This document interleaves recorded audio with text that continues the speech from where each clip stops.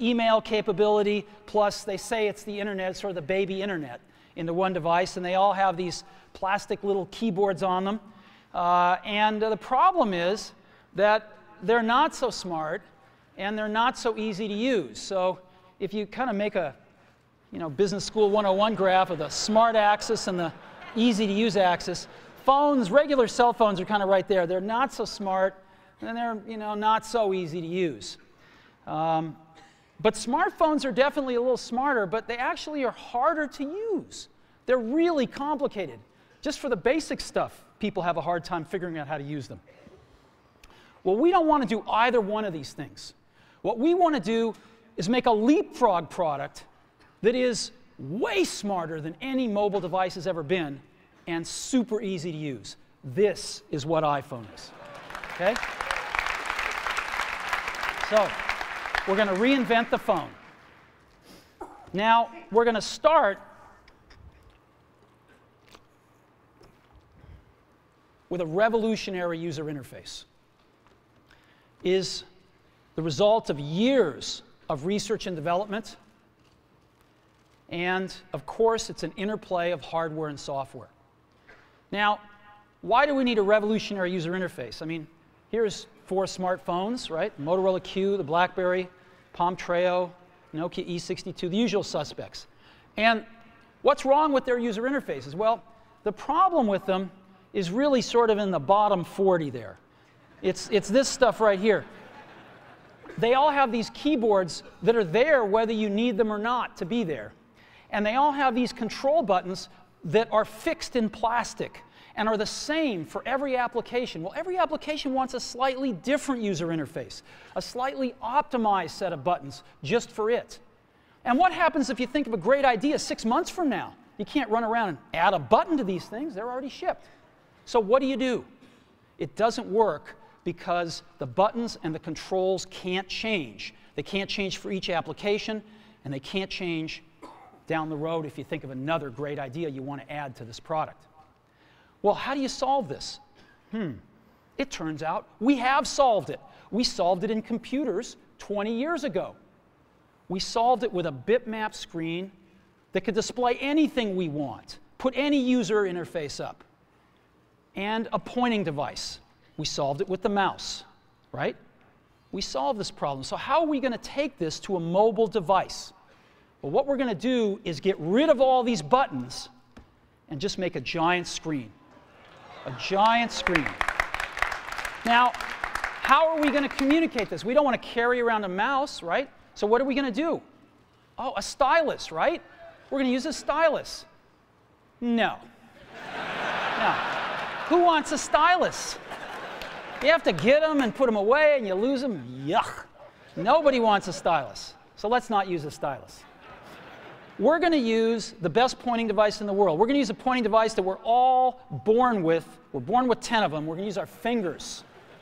We're going to touch this with our fingers. And we have invented a new technology called multi-touch, which is phenomenal.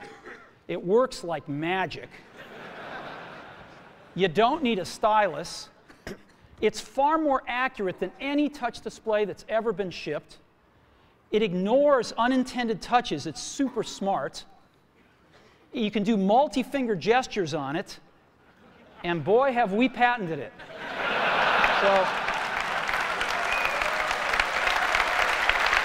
So, we've been very lucky to have brought a few revolutionary user interfaces to the market in our time. First was the mouse. The second was the click wheel. And now we're going to bring multi-touch to the market. And each of these revolutionary user interfaces has made possible a revolutionary product. The Mac, the iPod, and now the iPhone. So, a revolutionary user interface. We're going to build on top of that with software. Now, software on mobile phones is like baby software. It's not so powerful. And today, we're going to show you a software breakthrough. Software that's at least 5 years ahead of what's on any other phone. Now, how do we do this? Well, we start with a strong foundation. iPhone runs OS X. Now,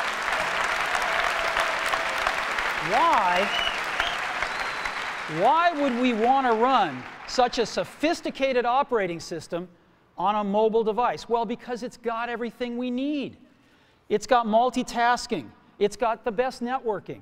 It already knows how to power manage. We've been doing this on mobile computers for years. It's got awesome security. And to write apps, it's got everything from Cocoa and the graphics, and it's got core animation built in, and it's got the audio and video that OS X is famous for. It's got all the stuff we want, and it's built right in to iPhone. And that has let us create desktop-class applications and networking, right?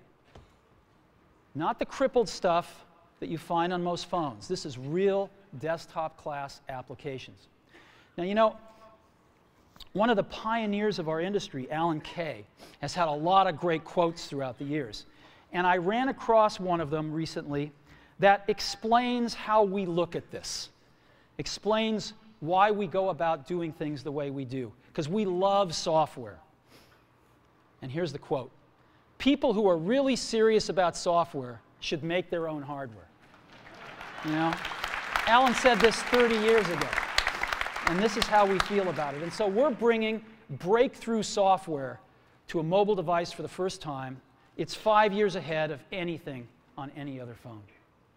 The second thing we're doing is we're learning from the iPod, syncing with iTunes. You know, we're going to ship our 100 millionth iPod this year, and that's tens of millions of people that know how to sync these devices with their PCs or Mac and sync all of their media right onto their iPod, right? So you just drop your iPod in, and it automatically syncs.